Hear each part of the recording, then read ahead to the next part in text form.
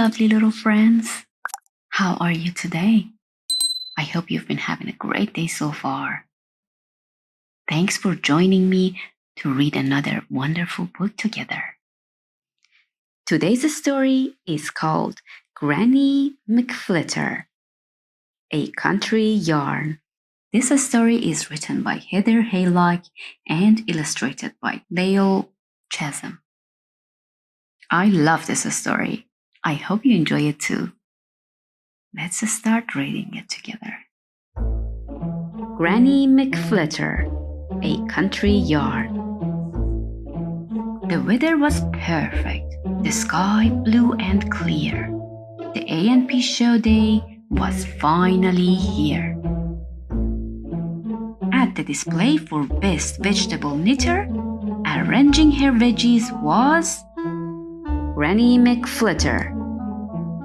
She'd been knitting and purling and stitching for weeks, making woolly tomatoes and onions and leeks, courgettes and carrots, broccoli, beans, radishes, rhubarb, and watercress greens.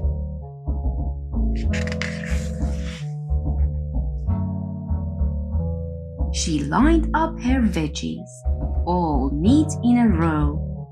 Then she went for a walk and inspected the show. There were trophies and sashes and ribbons galore for sheepdogs and show jumpers, scarecrows, and more.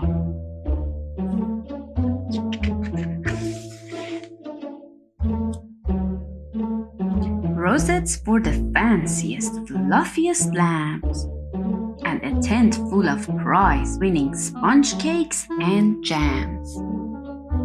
Granny sat down in the shade of some trees for a nice pot of tea and a rest for her knees.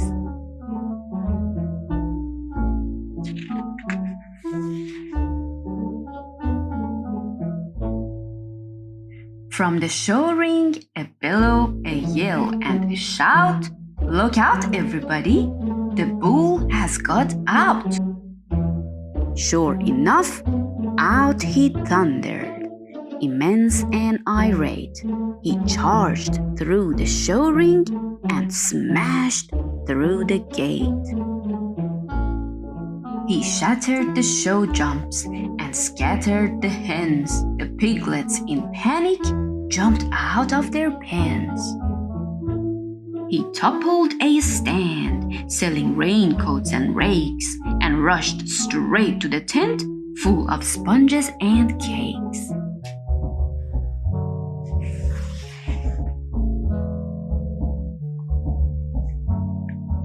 Pavlovas and lamingtons flew all around and landed kersplat with a squelch on the ground.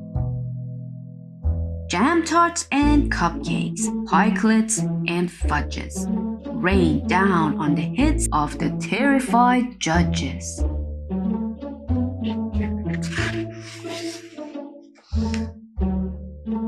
I know what to do. Granny leapt in the air and eyed up the bowl with a militant stare. She knitted a cape with some wool from a lamb, and she dyed it bright red with some strawberry jam.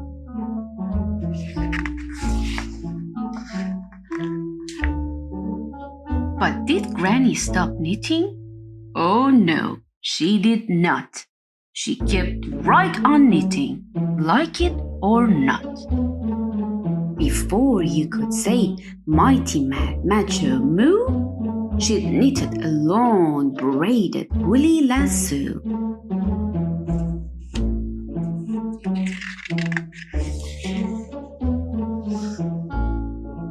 Olay! Granny cried as the cape flapped around. The bull steamed and snorted and pawed at the ground. He charged towards Granny. She flicked up the cape. He slid into the pig pen. No hope of escape.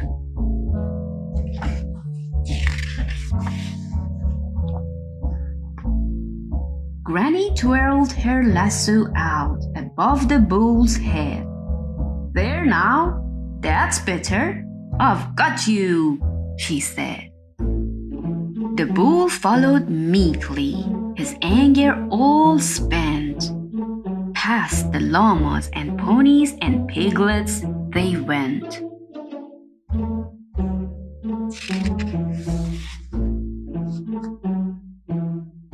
Granny tied the bull up to a fence in the sun. Then she started to knit. There was work to be done. Before you could say the words, "Ladies, a plate?" she'd knitted 6 sponges, some fudge, and a gate.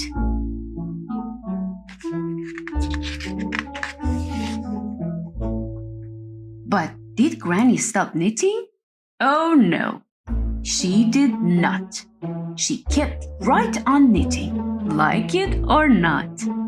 She knitted plump pumpkins of all shapes and sizes, stitched stripy show jumps and ribbons for prizes, puffy pavlovas, all fruity and flouncy, and light lacy lamingtons, boingy and bouncy.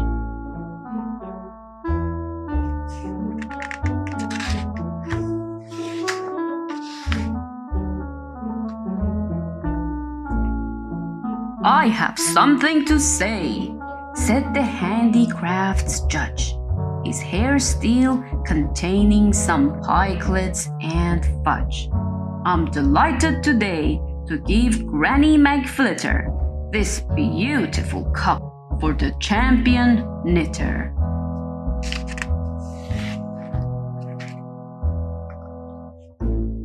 The crowd clapped and cheered. "Hip, hip, hooray!" 3 cheers to Granny for saving the day. But did Granny stop knitting? Oh no, she did not. She kept right on knitting, like it or not. That, my friends, was today's story. So now, tell me if you liked it or not by liking the video and subscribing to the channel to hear more stories with me. Take care, and I'll see you again soon.